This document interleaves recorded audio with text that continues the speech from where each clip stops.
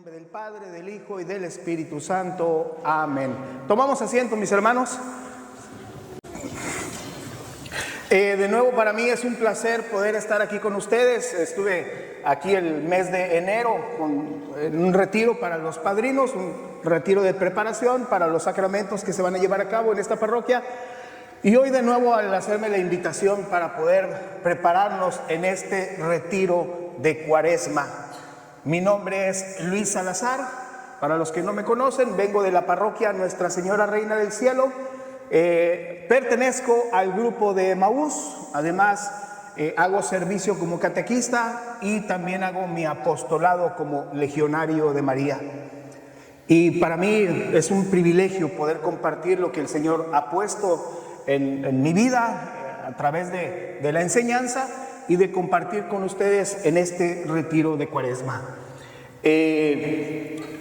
Estamos en Cuaresma y la Iglesia nos ofrece a nosotros para en esta preparación de la Cuaresma los ejercicios espirituales. Fíjense bien la palabra ejercicios espirituales. Si separamos las dos palabras, ponemos como ejercicios y espirituales, tomando dos definiciones, primero tendríamos que pensar, ¿para qué son los ejercicios? A ver, ¿quién me puede decir?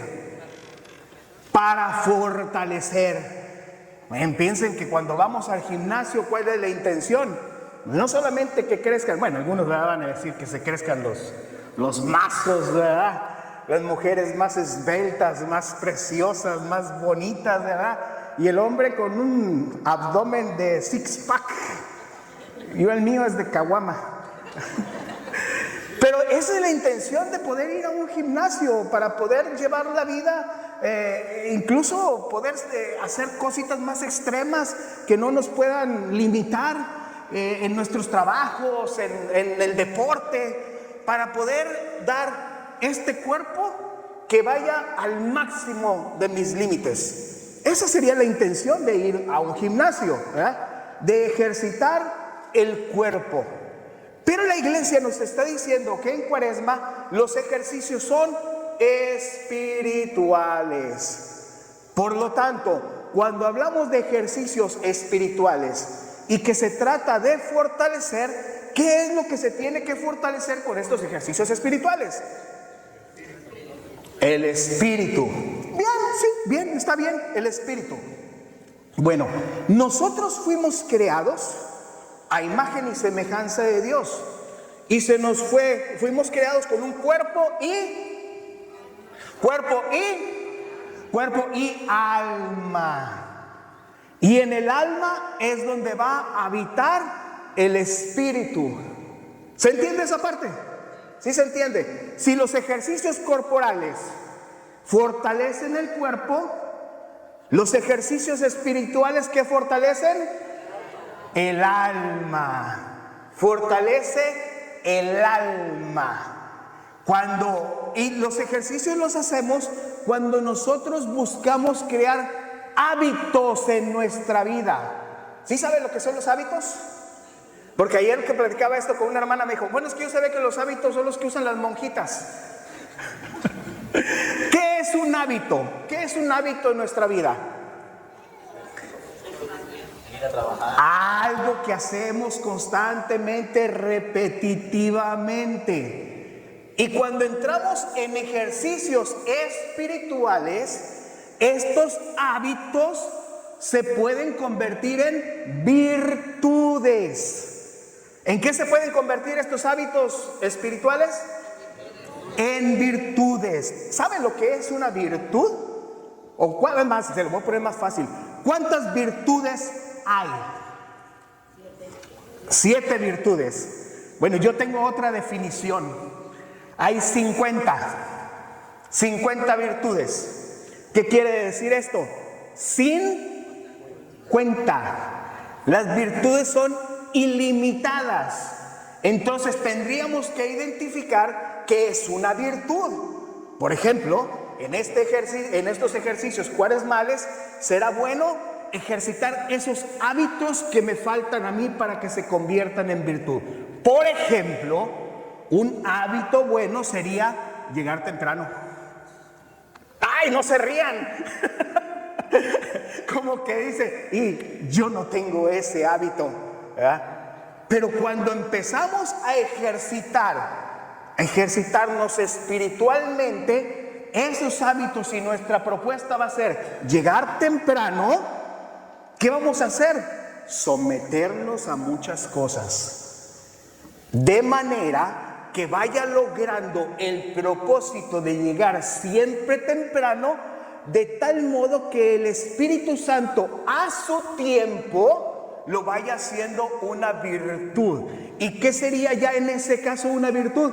Que ya lo voy a hacer sin ningún problema, sin que nada me presione. Me va a salir facilísimo el poder llegar temprano hacia ese lugar.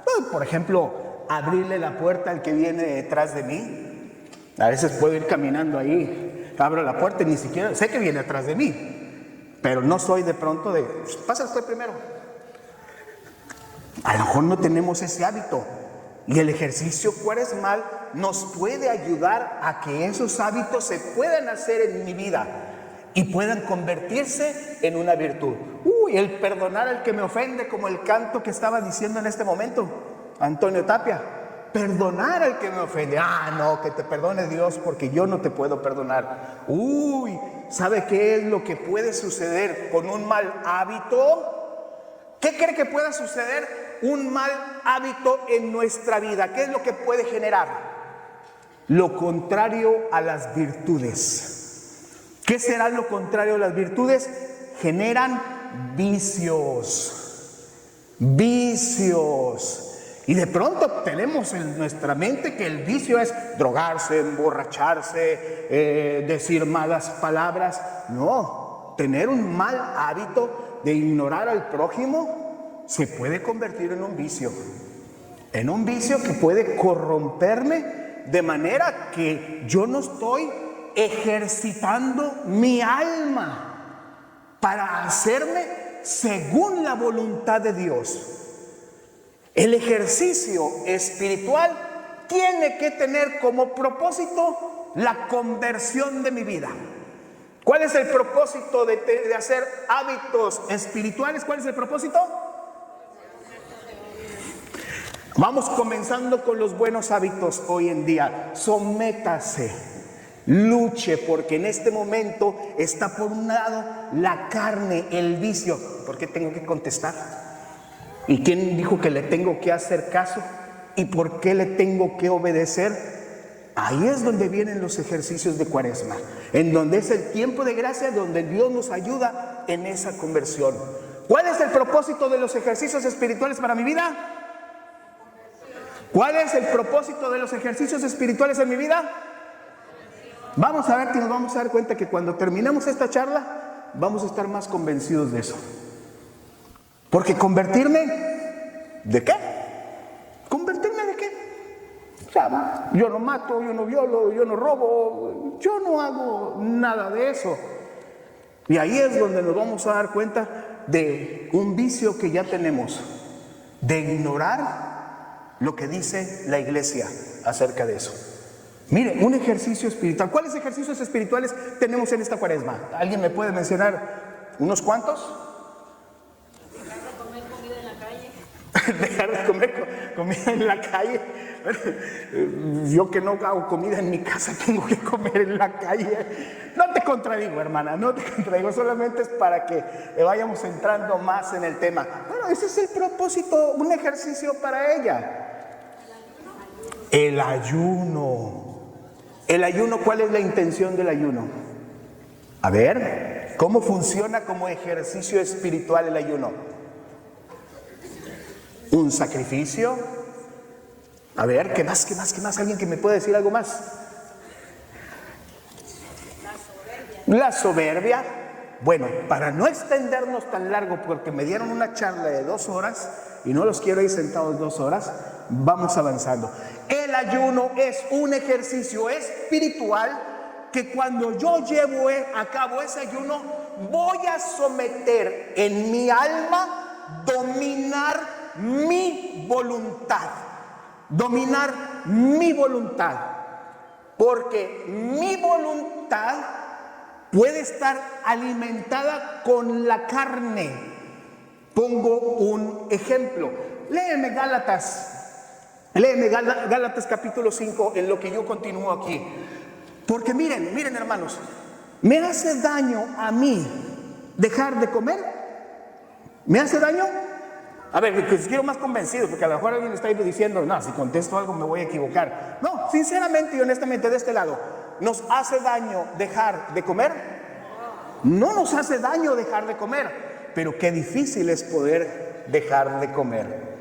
Por lo tanto, la iglesia me enseña que cuando yo someto mi carne a un ayuno, se trata de dominar los malos deseos que hay en mi carne y someterme a una obediencia que no me va a hacer daño, no me va a causar ningún daño. ¿Cuál es el fruto del ayuno? Sí, no comer me hace daño y no puedo dominar eso. ¿Cómo voy a vencer la tentación si esa sí me hace daño? Jesucristo dijo que hay espíritus que se expulsan con oración y... Ay, Jesucristo nos está diciendo que cuando no podemos someternos a un ayuno es porque hay malos espíritus. Hay malos espíritus. Por eso tocar un tema como el que vamos a tocar hoy es una catequesis sobre el pecado. Y veamos lo que nos dice Gálatas capítulo 5 versículo 17. Es 17, ¿verdad? Capítulo 1. Gálatas 5. Abusado. Pues la carne, mi carne, ¿ok? tiene contrarias al espíritu. Está contrario al espíritu. La iglesia me dice, hay que ayunar para ejercitar el espíritu. ¿Y mi carne qué va a decir? Mangos. Yo no puedo ayunar. No voy a ayunar. Porque son contrarios. Son contrarios. Y están dentro de nosotros. Por eso, dentro de los ejercicios cuaresmales que son espirituales, nos van a ayudar a poder someter nuestra carne.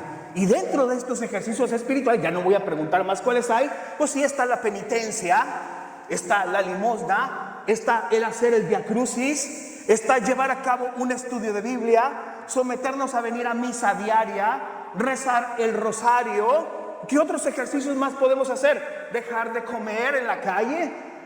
Todo para someter nuestra carne. Nuestro cuerpo es como un caballo salvaje, pero nuestra voluntad es el jinete. ¿Cuál es la intención de un jinete con un caballo salvaje? Domarlo. Y si el jinete cae a causa del caballo, ¿qué tiene que hacer el jinete? Levantarse y volverlo a montar. ¿Cuántas veces ha fallado usted en un ayuno? Yo levanto la mano como el primero. Hay que volver a hacerlo. Pero si lo hacemos solamente por nuestra propia voluntad, nos vamos a caer todo el tiempo. Todo el tiempo nos vamos a caer. Por eso, dentro de los ejercicios cuaresmales, no solamente son esos, también, por ejemplo, si digo, hermanos, todos acá al frente, créalo que ahí comienza una lucha. Comienza una lucha. No me voy a parar. No voy a parar. Hago la pregunta para este lado y algunos hasta bajan la cabeza. No. Ahí comienzan los ejercicios. A mí me ha tocado, hermanos. Yo soy catequista y yo creo por la gracia de Dios, y con humildad lo digo, que tengo la capacidad para poder escuchar las enseñanzas. Y miren, créalo, mi soberbia me dice, siéntate ahí atrás y desde atrás examina todo lo que están diciendo. Todo lo que están diciendo. Pero cuando el hermano que estaba aquí compartiendo dijo, háganse para adelante, dije, Luis, va para adelante. Olvídese de quién es. Porque el único que no quiere que obedezca, se llama, ¿cómo se llama? Ya que no todos lo dicen, díganlo en voz alta. ¿Cómo se llama? Satanás. Es Satanás. Y los ejercicios espirituales son para liberarnos de esa posesión de Satanás. Mira cómo Jesús nos lo empieza a decir en dónde radica ese mal del pecado. Y lo vemos en Mateo 15, versículo 17 o 19. ¿Ya lo tienes a la mano? No, sigue Timoteo. Primero Mateo. Si yo hice el tema.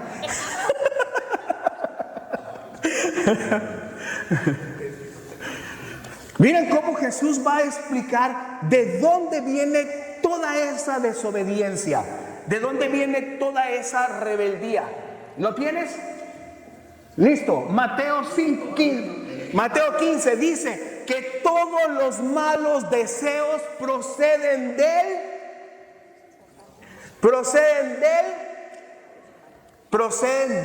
corazón. Porque todos los malos deseos proceden del corazón.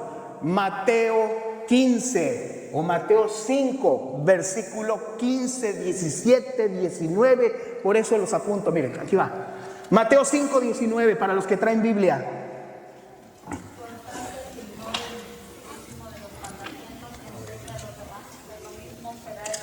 Mateo 5. Mateo 15. Perdón por el error. A ver, Mateo 15. Vamos a ver qué nos dice Mateo 15. 15, 19. Del corazón proceden los malos deseos. ¿De dónde proceden los malos deseos? ¿De dónde proceden los malos deseos? Y cuando Jesús nos está hablando del corazón, se está refiriendo al alma. Al alma. A causa del pecado, nuestra alma se ha dañado y del alma de nosotros proceden todos los malos deseos. Por eso el ejercicio espiritual es buscar someter mi voluntad bajo la obediencia, sabiendo que en mi alma proceden malos deseos. ¿Se entiende? Vamos a ver cómo el pecado sigue fluyendo con 2 de Timoteo capítulo 3 versículo del 1 al 5. Ahora sí, estamos listos.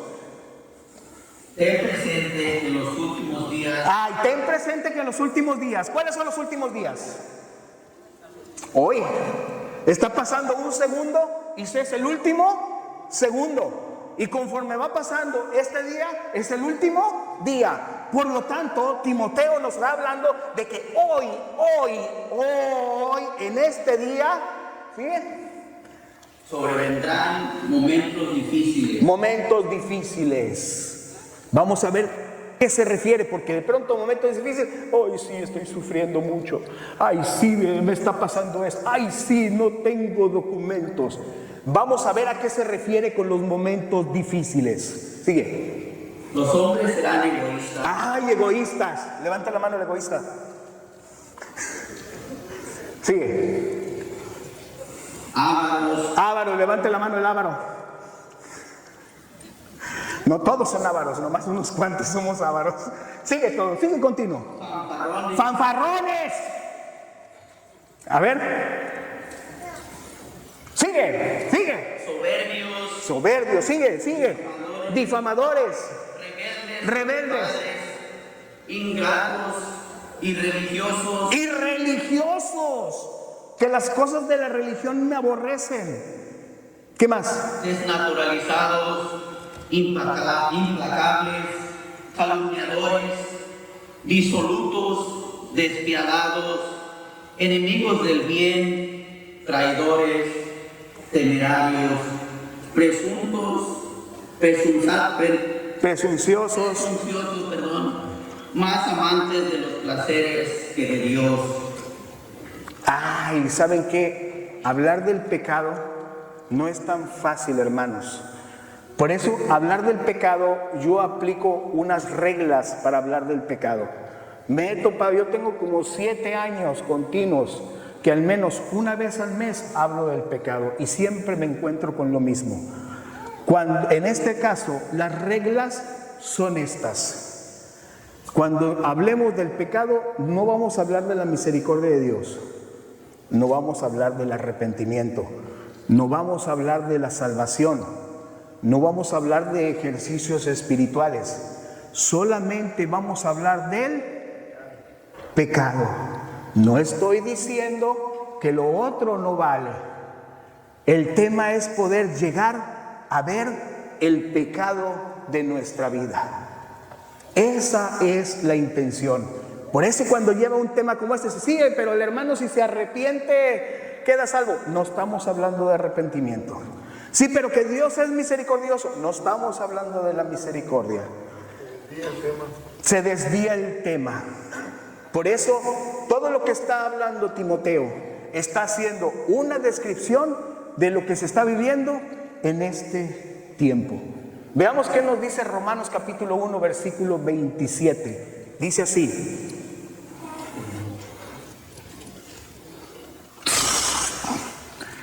Romanos 1, 27. Vamos a ver cómo vamos a ir entrando todos nosotros dentro de ese pecado. Hay una intención con esta charla. Hay una gran intención. Y si de pronto ocupo dentro de las palabras que se describieron ahorita, vamos avanzando. ¿Se acuerdan ahorita el tema del canto que decía Antonio Tapia? Perdona a tu pueblo, perdónalo, Señor. El perdón es a causa del pecado. ¿Qué nos dice? Igualmente los hombres, abandonando el uso natural de la mujer, se abrazaron en deseos los unos por los otros, cometiendo la infamia de hombre con hombre. Uy, ¿qué tiempos estamos viviendo ahorita con la ideología de género? ¿Qué cosas estamos viviendo con eso en este momento? Sigue. Recibiendo en sí mismos el pago merecido de su extravío. Y como no tuvieron a bien... Más rápido. Y como no tuvieron a bien guardar el verdadero conocimiento de Dios, los entregó Dios a su mente insensata para que hicieran lo que no conviene, llenos de toda injusticia, perversidad, codicia, maldad, llenos de envidia, de homicidio, de contienda, de engaño, de malignidad, difamadores, detractores, enemigos de Dios, ultrajadores, altaneros, fanfarrones, ingeniosos para el mal, rebeldes a sus padres, insensatos, desleales, desamorados, despiadados, los cuales, aunque conocedores del veredicto de Dios, conociendo quién es Dios, sigue, que declaran dignos de muerte a los que tales cosas practican, no solamente las practican, sino que aprueban a los que las cometen. ¿Qué nos está hablando aquí? De todos estos pecados, yo puedo discernir que en este tiempo incluso hasta se han legalizado los pecados. Y legalizados los pecados, puedo fácilmente poder ir a pecar. El aborto, la eutanasia, todos estos tipos de pecados, el matrimonio entre hombres, entre personas del mismo sexo, matrimonio entre seres humanos con animales, el hecho de que se haya permitido bajo la ley, Dios los ha dejado, se ha apartado. ¿Por qué? Porque Dios es santo, pero busca que el hombre primeramente reconozca su pecado en sí. La pregunta ahora va a ser, veamos Isaías 64:5. Vamos a ver qué nos dice Isaías 64:5. Ya lo tienes a la mano. Veamos qué nos dice. Somos como impuros todos nosotros. Punto, ahí. Somos como impuro, ¿quién? Todos nosotros. ¿Saben de la impureza que está hablando Isaías? La impureza que está hablando Isaías es la lepra. En el Antiguo Testamento, para poder reconocer que una persona era impura, era porque en su carne había lepra. Y siempre que encontremos en la Biblia la palabra lepra o impuro, se está refiriendo al pecado. Porque todos somos impuros. ¿Siguen? Como paño inmundo todas nuestras obras justas. Paño inmundo. Un leproso, por más ropa limpia que se pusiera en ese momento, al cabo de los minutos o las horas, ¿cómo iba a quedar esa ropa? Impregnada de las manchas de la contaminación de la lepra. Nada puede hacer, porque así es el pecado. De pronto dicen, pero es que hacemos cosas buenas, que no estamos hablando de eso, pero esas cosas buenas quedan manchadas. Miren cómo nos sigue diciendo todavía Isaías. Caímos como la hoja todos nosotros. ¿Han visto en otoño cómo caen las hojas? ¿Cómo caen las hojas? Muertas por el pecado. Como hojas que caen muertas completamente. Sigue todavía. Y nuestras culpas como el viento nos llevaron. Todas nuestras culpas, estamos a la merced de esa culpa, hacia donde nos quiera llevar esa culpa. No tenemos dominio de nosotros, no tenemos. Por lo tanto, con todas estas definiciones que estamos escuchando en este momento, yo hago la pregunta, ¿qué es el pecado? ¿Qué es el pecado? El pecado es una ofensa contra la ley natural de Dios, contra el prójimo o contra mí mismo. Es una ofensa a la ley natural de Dios, contra el prójimo y contra mí mismo. Y nos vamos a encontrar con diferentes tipos de pecados. El primero que puedo mencionar es el pecado venial. ¿Cuál es la causa o qué es lo que produce el pecado venial en nuestras vidas? Bueno, el pecado venial produce una herida en mi relación con Dios. No me separa de Dios, pero esa herida o ese pecado venial constantemente, sin el arrepentimiento, puede llegar a convertirse en un pecado mortal. Y aquí tenemos el segundo tipo de pecado, que es un pecado mortal. Bueno, el pecado mortal lo que hace en mi vida es mata a Dios en mi vida. Me separa completamente de Dios, el pecado mortal. También tenemos el pecado social. ¿Ustedes saben cuál es el pecado social? El pecado social es que se hace de pronto dentro de una sociedad. Por ejemplo, como votar a favor del aborto. Ya entra dentro de un pecado social. Me hago entender, el pecado social nos afecta a todos nosotros. Mi pecado venial produce que entre dentro del pecado social en el cual todos vamos a ser afectados. Y el otro tipo de pecado es los pecados capitales. ¿Cuáles son los pecados capitales? ¿Cuántos son? Son 7 pecados capitales. Y se llama capitales porque de ahí se desprenden muchos pecados. Por ejemplo, una vez me fui a confesar. Dije, Padre, me acuso de que soy orgulloso. Y yo iba bien centrado con mi pecado de lo que iba a decir. Soy bien orgulloso. Y el Padre me dijo, no has dicho nada. Tienes que especificar qué es ese pecado de orgullo. El pecado de orgullo es un pecado capital del cual se extienden todos los demás pecados. Ese es el pecado, los pecados capitales. Léeme Apocalipsis 12, 7 al 9. Porque este es otro tipo de pecados también que están dentro de toda esta creación. Es el pecado de los ángeles. Teológicamente fue el primer lugar donde se cometió el pecado. ¿Lo tienes? Entonces se entabló una batalla en el cielo. ¿Una pelea dónde? Una batalla en el cielo. Una pelea en el cielo. ¿Sigue? Miguel y sus ángeles combatieron con el dragón. ¿Contra quién combatieron? ¿Quién es el dragón en este caso? Es el enemigo. Miguel peleando contra el dragón. Sigue. También el dragón y sus ángeles combatieron, pero no prevalecieron, y no hubo ya en el cielo. No ganaron, perdieron ante Miguel y sus ángeles.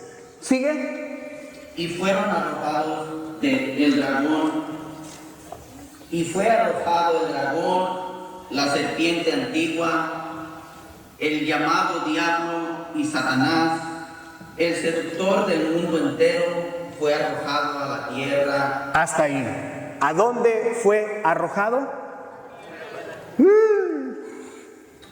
¿A dónde fue arrojado? Tengamos en cuenta eso. Tengamos en cuenta eso. Fue arrojado a la tierra. Del pecado que comenzó en el cielo, de ahí viene a la tierra. Y para eso voy a tratar entonces ahora de explicar dentro de la creación de Dios.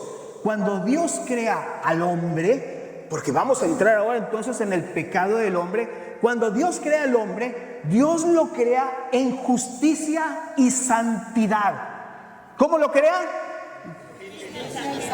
En justicia y santidad. Y Dios crea al hombre y le da 3 dones. Fíjense bien, le da 3 dones.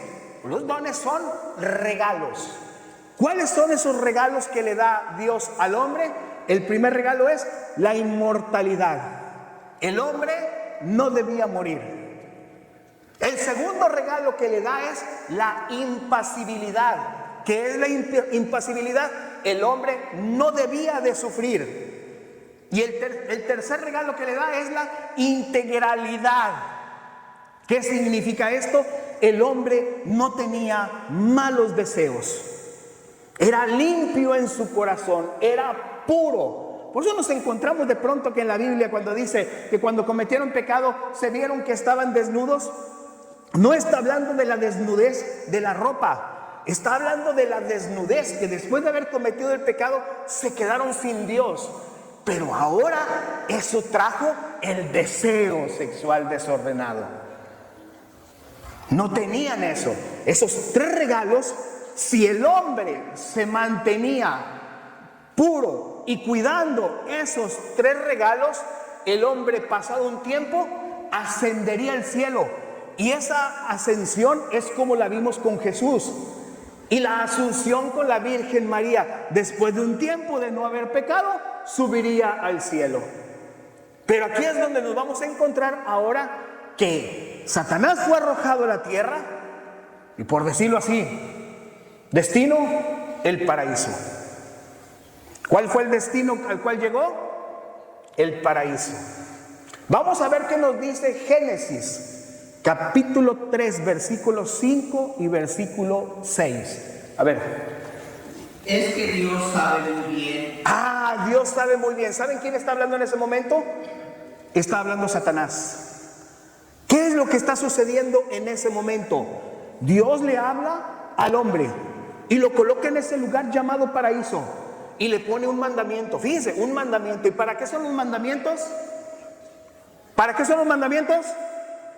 Ay, dígalo más fuerte. ¿Quién lo está respondiendo por ahí? Para cumplirlos. En pocas palabras, el mandamiento es para no hacer lo que hizo Satanás. Para no hacer lo que hizo Satanás. ¿Qué fue lo que no hizo Satanás? Obedecer. Obedecer. Por eso los mandamientos son para obedecer. Nosotros aplicamos mandamientos hasta en nuestras casas. Créanlo, tenemos mandamientos en nuestros hogares en que se tienen que respetar. Yo no puedo llegar a las 2, 3 de la mañana y quitarme las chanclas y encuerarme ahí en mi casa, en la casa de ustedes, como si fuera en mi casa. No, hay mandamientos, hay reglas, hay algo moral que se tiene que cumplir. Y si no lo cumplo, caigo en una ofensa en ese hogar. Si mi niño quiere meter los dedos en el enchufe de la luz, ¿qué le digo? No lo hagas. El niño se puede poner rebelde. Lo que pasa es que tú no me quieres. Yo quiero meter los dedos ahí. ¿Por qué no me dejas? Lo que pasa es que tú no me amas. Tú me obligas a mí a que tenga que obedecer y no me das mi libertad, no me das mi espacio. Voy a meter los dedos. No. Incluso, ¿qué podemos hacer? Darle un manazo, darle un golpe. Es que no me quieres, por eso hasta me pegas, porque me odias. ¿Qué decimos? Adelante, hágalo. Mete los dedos y vienen las lágrimas y viene el arrepentimiento. ¿Se lo prohibía porque lo odiaba, como decía el muchacho? No, se lo prohibía porque si no obedecía se iba a hacer un daño. El mandamiento es por amor, por amor. Dios por amor no va a querer que el hombre se haga daño. Por eso el mandamiento que le da Dios al hombre en el paraíso le dice: puedes comer de todos los árboles del jardín, de todos, pero del árbol que está en medio del jardín, del conocimiento del bien y del mal, Dios le dijo, y ahí está el mandamiento: no comerás, porque el día que comas de él, morirás sin remedio. ¿Alguien se acuerda cuál fue el primer don, el primer regalo que Dios le dio al hombre? ¿Cuál era? La inmortalidad. ¿Y qué le está diciendo Dios? Si comes de ese árbol, morirás. Ahí es donde encontramos la inmortalidad, de cómo Dios lo había creado para que el hombre no muriera. ¿Y qué es lo que va a suceder? Viene la serpiente del paraíso y comienza a entablar un diálogo con la mujer.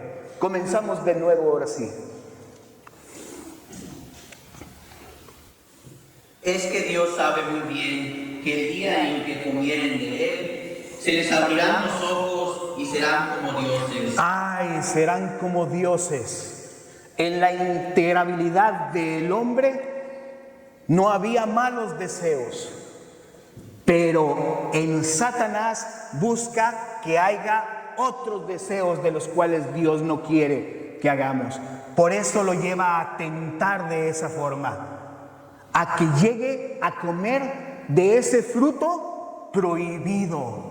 Sigue. Conocedores del bien y del mal, y como viera la mujer. Ojo, aquí, ojo con lo que viene, porque ahí nos vamos a centrar ahora.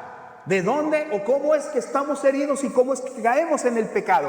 Ojo, sigue. Y como viera la mujer que el árbol era bueno para comer. Punto. Bueno para comer. Alimenta mi carne. Alimenta mi carne. ¿Sigue? Apetecible a la vista. Es bueno para mis ojos. Bueno para mis ojos. ¿Sigue? Y excelente para lograr sabiduría. Hay el conocimiento de la vida. Y ahí es donde viene lo que la iglesia nos enseña, que cuando Adán y Eva acceden a desobedecer a Dios, el hombre va a caer en el pecado y el hombre va a tener 3 heridas que se llaman concupiscencia. Concupiscencia de la carne, concupiscencia de los ojos y soberbia de la vida. ¿Qué es la concupiscencia de la carne? Ahora esta carne tiene que alimentarse, y cuando hablamos de la carne es lo contrario al espíritu. Uy, ¿a cuántos no les costó venir el día de hoy? Porque estábamos en casa, porque no queríamos venir. Ahí está la carne diciéndote: no vayas, no vayas. Cuando tenemos que hacer un acto que tenemos que hacer por obediencia, siempre nuestra carne tiende a convertirse de pronto en perezosa. La vista, ¿cómo estamos heridos con la vista? Si Satanás mismo se presentara con cola, con cuernos, colorado, apestando azufre, y de esa manera, créelo que mis ojos lo rechazarían. Pero las heridas que tengo en mis ojos me llevan a ver el pecado como algo hermoso, como algo bello, como algo agradable. Yo no entiendo cómo una pizza se tiene que anunciar de esta forma con una mujer que tiene unos senos muy grandes. Porque entra, porque nuestros ojos están lastimados. Y ahí fue donde Satanás actuó. Lastimar la carne, lastimar los ojos. Y la última que es, serán como dioses, conocedores del bien y del mal. Y me hace tan soberbio que ahora yo no necesito a Dios para que me diga a mí lo que está bien y lo que está mal. Si mis ojos me dicen que esto está bueno, yo decido que está bien, aunque Dios me diga que está mal. Yo entro en una relación con una mujer que no es mi esposa porque mi carne la desea, mi sentimiento lo apetece. Incluso si no llego de pronto a tener esa relación, mi mente empieza a actuar para que tenga esos deseos que son contrarios a lo que Dios quiere en nuestra vida, porque estamos heridos y estamos lastimados. ¿Qué sucedería en nuestra vida si un pecador muere en pecado mortal? ¿Qué sucedería? ¿Qué pasaría con esa persona? Dios ama al pecador y aborrece el pecado. Esa es una verdad irrefutable. Pero cuando el pecador se vuelve obstinado y muere apartado de la gracia de Dios, ese pecador se convierte en pecado. Se convierte en pecado. Por lo tanto, si se convierte en pecado, Dios ya no puede darle de su misericordia. Vivimos en el tiempo de la gracia, bien cierto. Por eso es que este tiempo de Cuaresma nos tiene que ayudar a poder reconocer cuál es el pecado en nuestras vidas. En nuestra mente podrá decir, bueno, es que yo no soy tan pecador. Ahí está la tentación. Ahí está, haciéndote creer que eres bueno y que haces cosas buenas. Yo una vez escuché a un predicador que decía que en una ocasión vio a una persona, a un drogadicto, en todo lo que da en su drogadicción, en todo lo que da su drogadicción. Y en ese sentido estaba tirado, orinado, defecado, completamente sucio, sus ojos torcidos, se miraba terriblemente mal. Y le vino una revelación y dijo, así se ve el pecado con los ojos de Dios. Así se ve el pecado sin la gracia de Dios. ¿Han escuchado los sueños de Juan Bosco? ¿Alguien los ha escuchado? Eso será bueno entonces para ejercicios cuaresmales. Para los ejercicios cuaresmales va a ser muy bueno escuchar los sueños, eso está en YouTube. Los sueños de Juan Bosco. Juan Bosco es un santo, San Juan Bosco, que fue el santo de los jóvenes. Y él acudía a los jóvenes porque tenía el don de ver el alma de los jóvenes. Llegaba un grupo donde podía haber 20, 30 jóvenes, y lo que San Juan Bosco miraba era cuerpos con 7, 8 cabezas, con cuernos, con lepra en la carne. Él tenía ese don de poder ver el alma de los jóvenes. De 30 podía haber uno que se miraba limpio. Eso es lo que trato de decir, cómo Dios mira el pecado. Nosotros no tenemos la capacidad para poder ver el alma. Y posiblemente por no tener esa gracia, por no tener esa capacidad, no nos alarmamos del pecado. No nos alarmamos de eso. Una otra definición es, pudiera decir, si usted en su casa, con su familia, ahí, en ese lugar donde debe reinar la armonía, si tocara un tiempo en el que usted no puede salir de la casa, no puede, y esa es su habitación eterna, pero también con usted vive una vaca, ahí está la vaca adentro. Bueno, la vaca va a representar el pecado. Cuando la vaca está viva, me puede dar alimento. Mira la vaquita bonita, la acariciamos, le sacamos su lechita, nos provee la vaca. Pero resulta que una mañana la vaca amaneció muerta. Y no te la puedes comer porque empezó a engusanarse. No la puedes sacar de la casa. Después de los gusanos, ¿qué viene? Las moscas, el olor fétido. Y cuando eso empieza a reinar en el hogar, empiezan las peleas entre la misma familia. Empieza a verse todo lo mal, empiezan a salir todos los malos deseos que están en el corazón. Bueno, ¿quién puede vivir con una vaca así? Nadie. Trato de describir dentro de mi capacidad lo que es el pecado, viéndolo desde los ojos de Dios. Incluso Jesucristo habla de que los condenados irán al lugar donde el gusano corroe. Está hablando que el gusano es la podrición. Y así es el pecado. ¿Quién puede vivir con algo así? No podemos vivir con el pecado en nuestras vidas. El salario del pecado, ¿cuál es? La muerte. Ese es el salario del pecado. Pero mientras yo no ejercite mi alma, mientras yo no haga un ejercicio espiritual, ¿cómo voy a poder identificar ese pecado en mi vida que me está matando completamente? Recuerden, yo no estoy hablando de salvación, no estoy hablando de arrepentimiento, no estoy hablando de nada de eso. Estoy hablando de lo que el pecado produce en nuestras vidas. Jesús, así voy a ahora decir cómo Jesús va actuando en nuestra vida. El ejercicio cuaresmal, ¿qué intención tiene para nosotros? ¿Cuál sería la intención? Hay una intención. Y espero que si con esta intención la llegamos a... bueno, puede haber más también. Pero si esta intención trato de ponerla en su corazón y dejamos que el Espíritu Santo la haga fluir en nosotros, habremos ganado. ¿Cuál es la intención de la cuaresma? Que lleguemos al momento de la pasión, crucifixión y muerte de Jesús.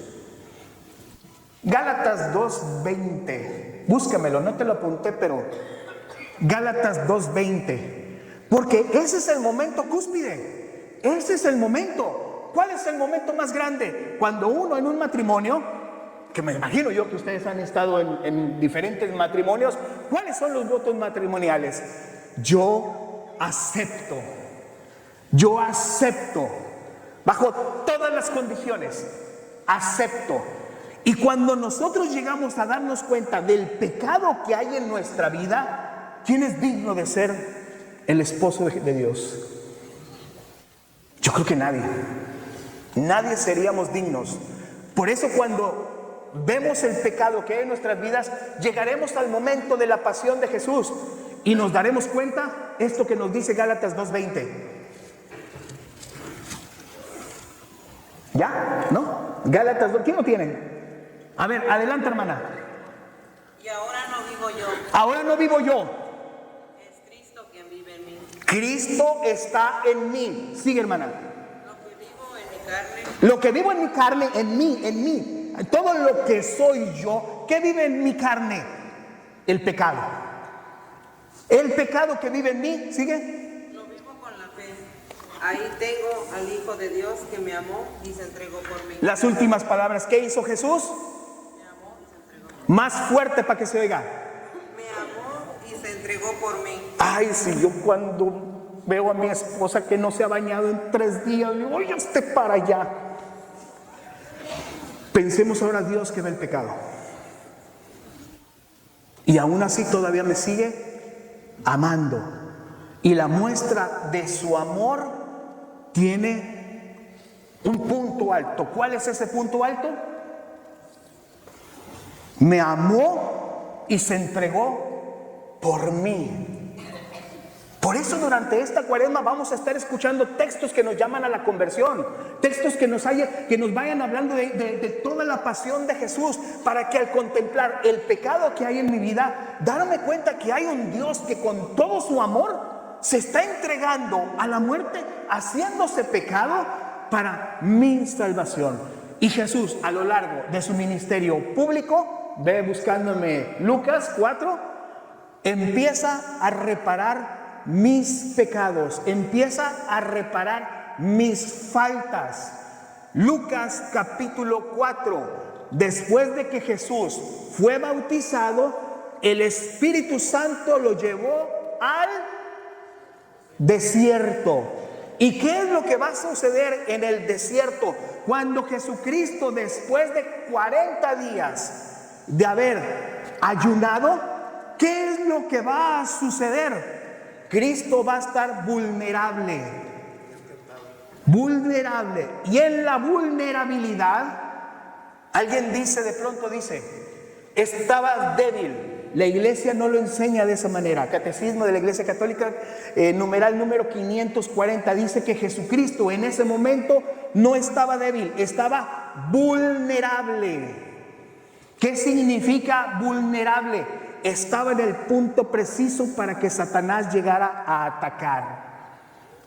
Satanás nosotros caemos por debilidad, pero Satanás busca el momento vulnerable de nuestras vidas. Una pelea con tu prójimo, un mal pensamiento de pronto en TikTok, mi debilidad me puede hacer caer en una vulnerabilidad.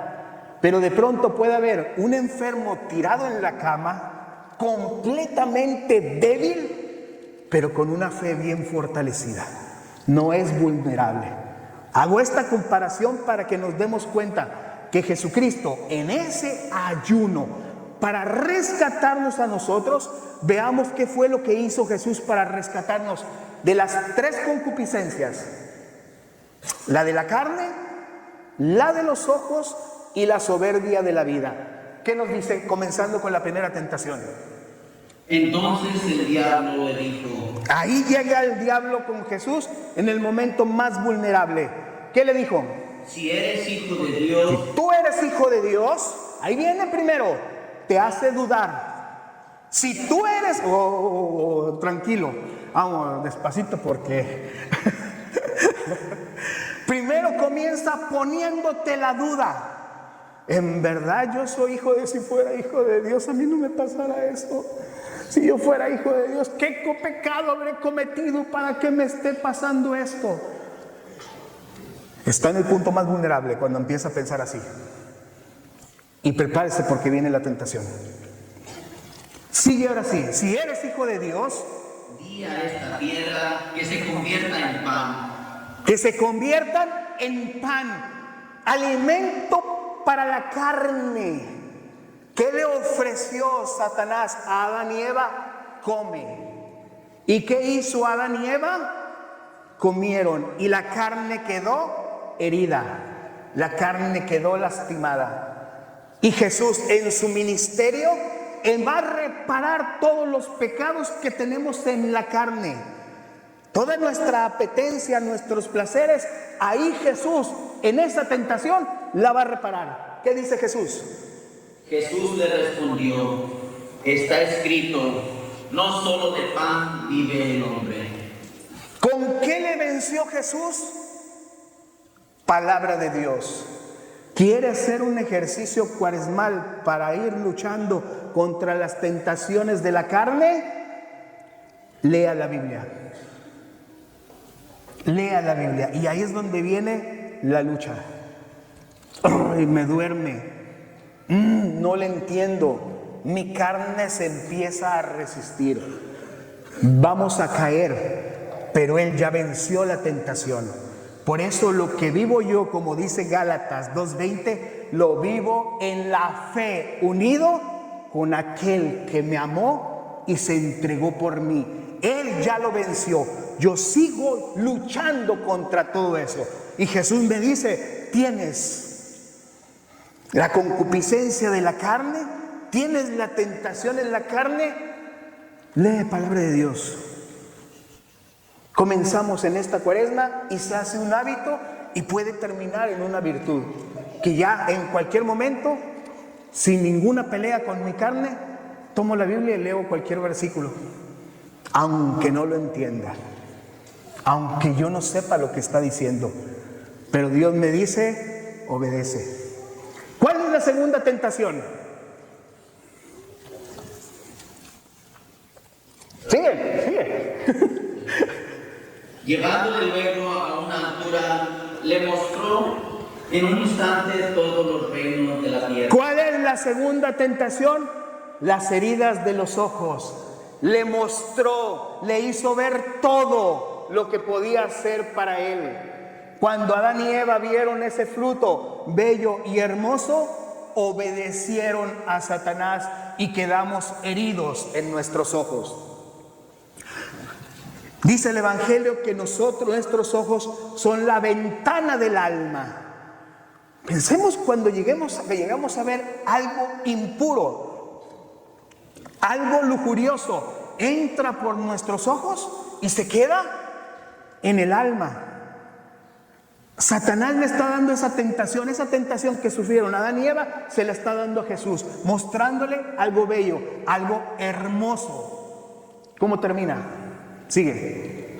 Te daré todo el poder y la gloria de estos reinos, porque me la han entregado a mí y yo se la daré, yo se la doy a quien yo quiera. Alguien me preguntaba ayer, me decían, ¿y Satanás es dueño de todo eso? Sí, nada más que su ofrecimiento es un engaño. Él es el príncipe de este mundo. Todo eso le pertenece, todo lo que es del mundo. Esa es la tentación de nosotros. Esa es la tentación que se vive en el mundo. Mira a aquel como si tiene camioneta, carro. Sí, pero trabaja vendiendo droga. Mira cómo se viste fulanito de tal. Sí, pero trabaja en un burdel. La tentación de los ojos, ¿cómo la va a vencer Jesús? Sigue. Si pues me adoraras, toda será tuya. Ahí está todavía la tentación, en la adoración. Sigue. Jesús le respondió. Aquí viene. ¿Cómo Jesús va a vencer esa tentación de los ojos? Sigue. Está escrito, adorarás al Señor tu Dios y solo a Él darás culto. ¿Dónde se da el culto de adoración? ¿En qué momento se da el máximo culto de adoración? El único culto de adoración. ¿En qué momento? Los catequistas tienen prohibido hablar. ¿En qué momento, hermanos? ¿En qué momento? Dígame. Es parte. ¿En qué momento nosotros tenemos el máximo culto de adoración? ¿Cómo se llama? La Eucaristía. En la Eucaristía. Usted tiene tentaciones en los ojos que se le van de pronto para todos lados, para el mundo, para poder ver el pecado. Vaya a misa. Fortalezca el alma. Haga visita al Santísimo, donde está manifestado Jesucristo en la hostia consagrada, cuerpo, alma y divinidad. Él ya lo venció y nos está dando los ejercicios cuaresmales para que se fortalezca nuestra alma y luchar contra todas esas tentaciones. ¿Sí se está entendiendo lo que estoy diciendo o lo vuelvo a repetir todo? Sigue con la tercera. Lo llevó después a Jerusalén, lo puso sobre el alero del templo y le dijo, si eres hijo de Dios. Otra vez la duda. Otra vez la duda está comenzando ahí. Si eres cristiano, si tú eres un bautizado y eres un hijo de Dios, en tu punto más vulnerable, cuando empezamos a dudar si verdaderamente Dios me ama, ¿cómo es la tentación? Sigue, Mariano. Tírate de aquí abajo. Provoca algo. Provoca algo. Y aquí viene algo. Bueno, sigue todavía.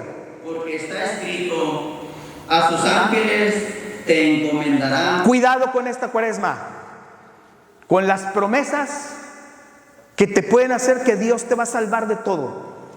Cuidado con eso, porque de pronto viene la tentación de Satanás. Hey, tírate. Y dice la Escritura que Él enviará a sus ángeles. ¿De quién viene la tentación? ¿De Jesús o de Satanás? De Satanás. Cuidado con eso. Mucho cuidado con eso. De que nos demos cuenta que dentro de los sufrimientos que llegamos a padecer, Dios puede tener un propósito bien claro en nuestra vida.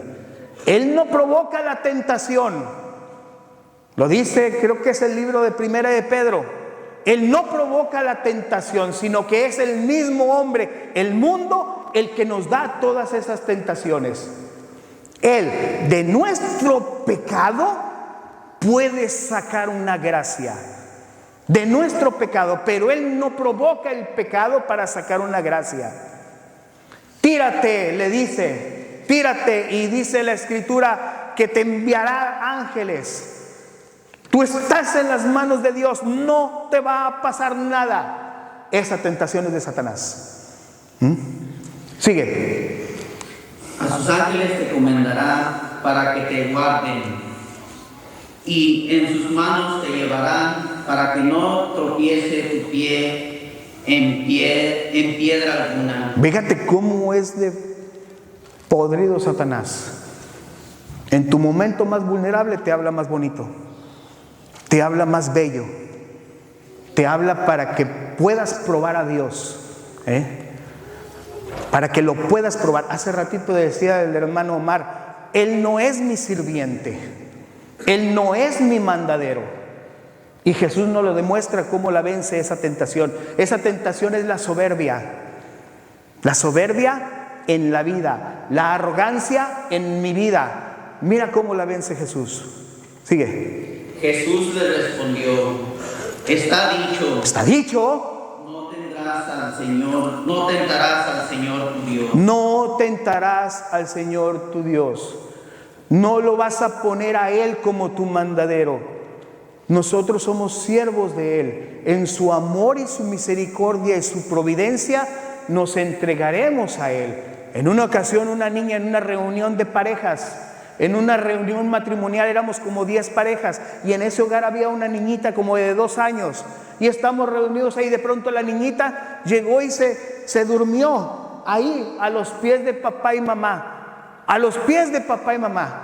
Y el sacerdote que estaba en nosotros les preguntó, ¿qué sienten ustedes que esa niña se duerma a sus pies? Contestó la mamá, dijo, vergüenza, porque ustedes han de pensar que no tiene cama donde dormir. Y el padre le dijo, no, dense cuenta de toda la confianza que tiene esa niña, de toda la seguridad, que no le importa lo que esté alrededor. Ella con toda confianza duerme a los pies de ustedes. Esa tentación de la soberbia se vence con la confianza en Dios, que Él todo lo ve, que Él todo lo puede, y que estamos en sus manos, y que a pesar del pecado que haya en mi vida, me amó y se entregó por mí.